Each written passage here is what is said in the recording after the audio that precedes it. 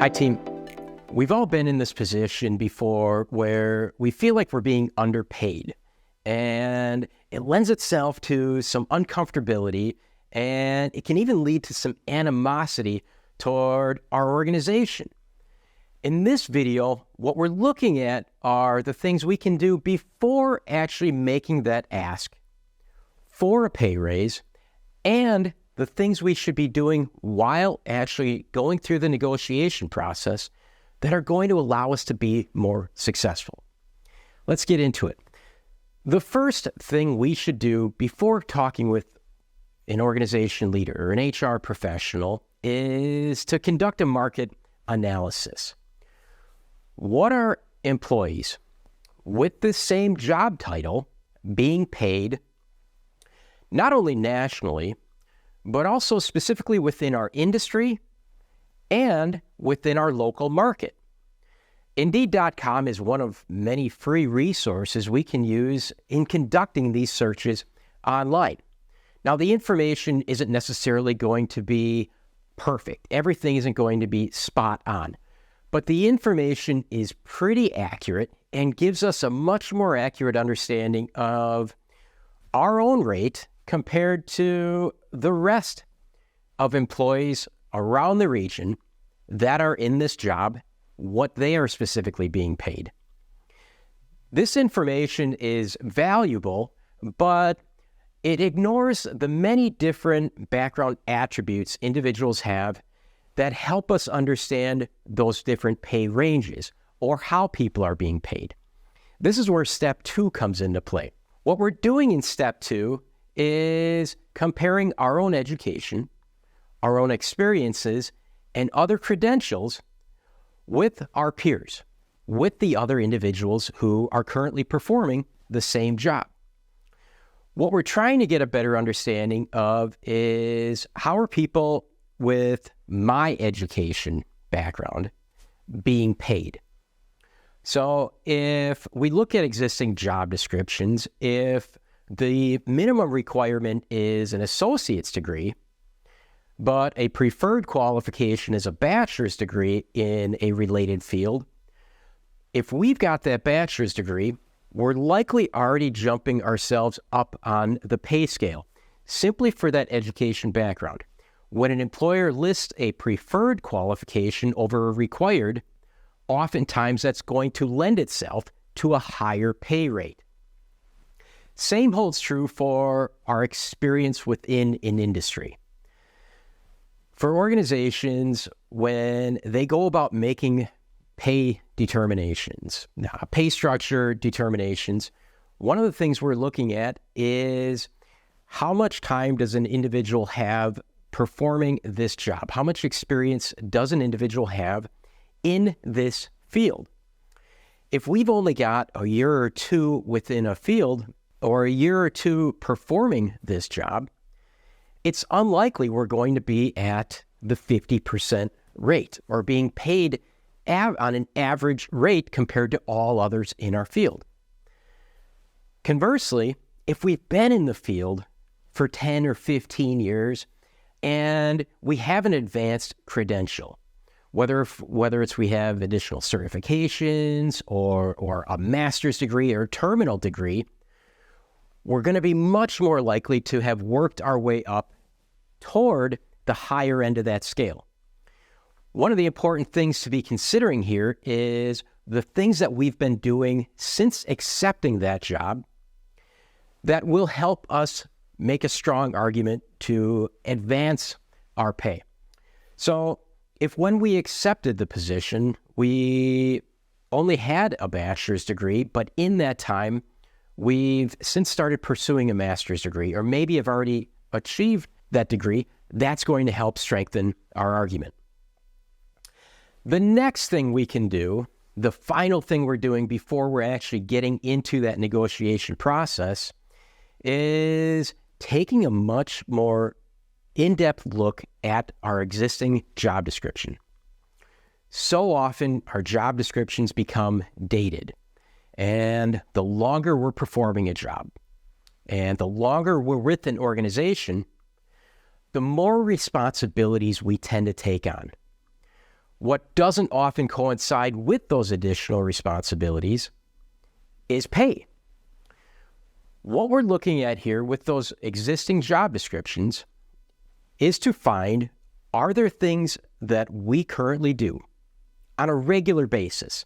So we're not necessarily talking about special projects or short-term tasks that we take on, but additional responsibilities we are regularly performing in our job that might offer some additional reason for the hiring manager or HR to consider a significant pay raise or pay jump.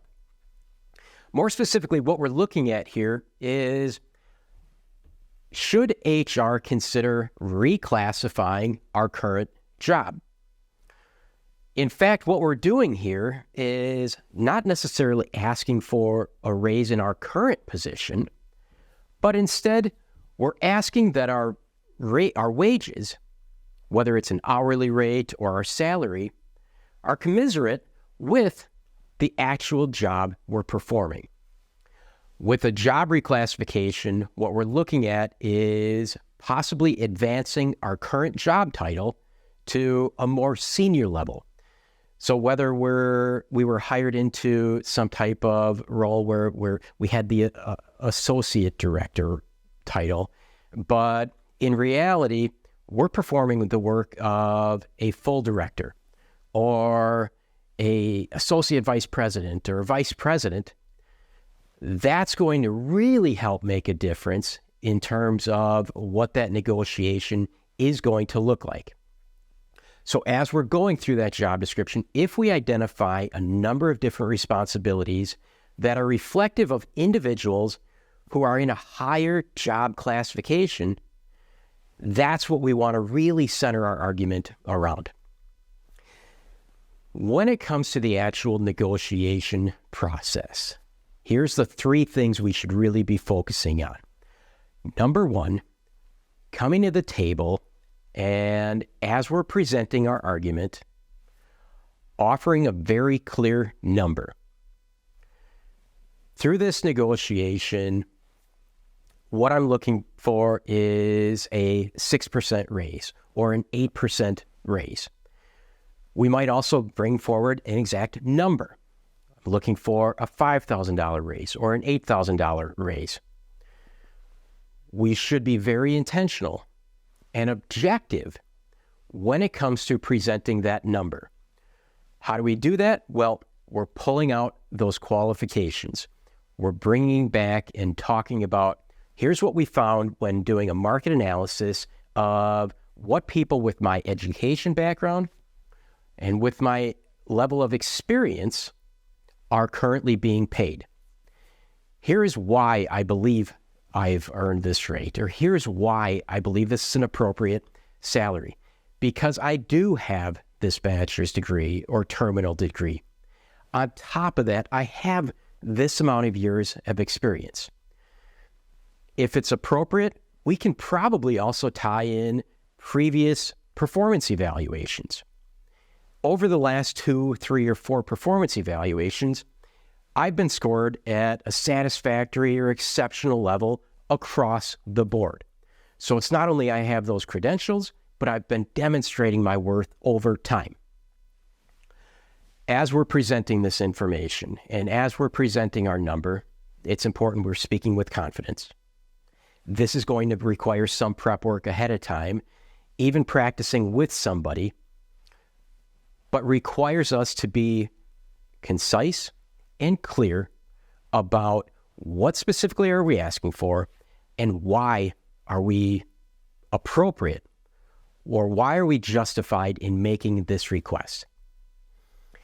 The last tip or suggestion that I have relates to simply being comfortable with 2 things. Number 1, being comfortable with silence, and being comfortable with the amount of time it's going to take to make decisions. Negotiating a pay raise is uncomfortable for all parties. It's not a fun conversation to engage in for ourselves as we make that ask, And conversely, it's not that fun for an organization leader, an HR professional, to have an employee come to them and make these types of demands. As an HR professional or an organization leader, we need to have that time to assess. Is the information they're presenting accurate? Or are there aspects that maybe they're overlooking? We also need time to look at our current situation. Where are we at as an organization? How are things growing? And what is the labor market currently like? If we have a really tight labor market, our chances of being successful in that negotiation are obviously going to be quite a bit higher than if unemployment is quite high and there are lots of people looking for jobs. At the end of the day, when it comes to successfully negotiating a job raise, there are things we need to do ahead of time, and there are things we need to be doing while actually making the request that are going to help us be successful. By following the steps I've outlined here, I guarantee you're going to have much more successful outcomes moving forward.